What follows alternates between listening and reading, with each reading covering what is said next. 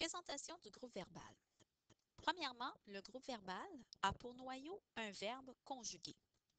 Le verbe conjugué peut être seul ou être, bien entendu, accompagné d'expansion ou suivi d'expansion. Allons voir de plus près maintenant les structures possibles du groupe verbal. Premièrement, pour trouver le groupe verbal, je commence par trouver le verbe conjugué. Si on regarde notre premier exemple, notre groupe verbal est constitué d'un verbe qui est seul. La neige tombe. Donc, je n'ai pas d'expansion qui suive ou qui précède le verbe. Dans notre deuxième exemple, on installera un cadre. Installera, c'est le noyau, c'est mon verbe conjugué, mais là, mon noyau est suivi d'une expansion, un cadre, qui est un GN.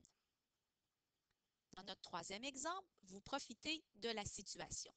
Mon noyau, c'est profiter, c'est mon verbe conjugué, et de la situation, c'est mon expansion, qui est un groupe prépositionnel.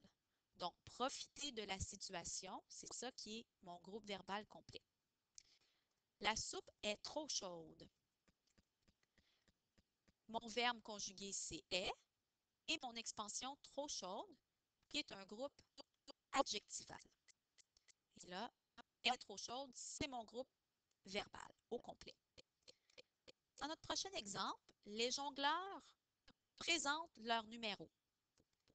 Présentent leur numéro, c'est mon premier groupe verbal. C'est un verbe qui est suivi d'un GN. Et dans ma deuxième phrase, la trapéziste les encourage. J'ai un verbe conjugué qui est encourage, mais là, il est précédé, celui-ci, d'une expansion qui est le pronom les.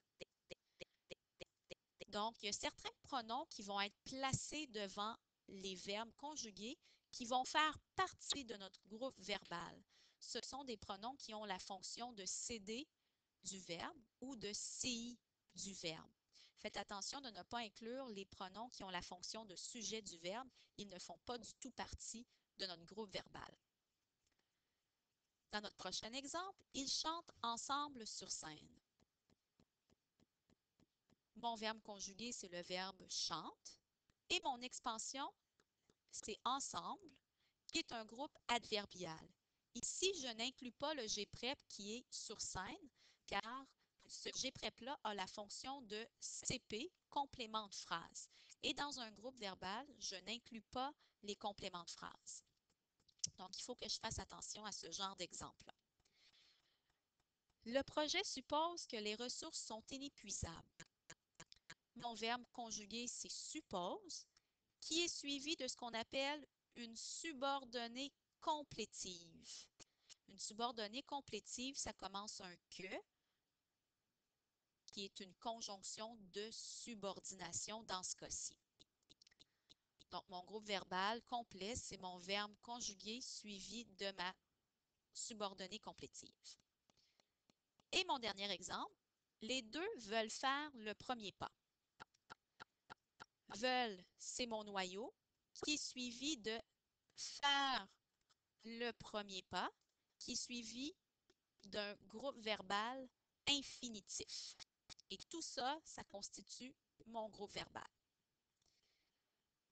Très important à se rappeler, le groupe verbal a pour fonction d'être le prédicat de la phrase.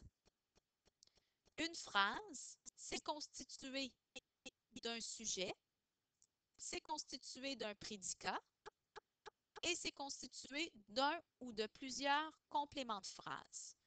Bien entendu, les compléments de phrase sont toujours facultatifs. Ils ne sont pas obligatoires. Si on regarde notre dernier exemple, dans la cour d'école, une grue immense soulève une partie du toit. Dans la cour d'école, c'est un groupe prépositionnel qui aurait la fonction d'être le complément de phrase. Je peux le déplacer, je pourrais l'effacer et je peux aussi le dédoubler. Une grue immense, c'est un groupe nominal qui a la fonction d'être le sujet de notre phrase. Il soulève une partie du toit, mais c'est mon groupe verbal et sa fonction, c'est d'être le prédicat de ma phrase. Bonne étude!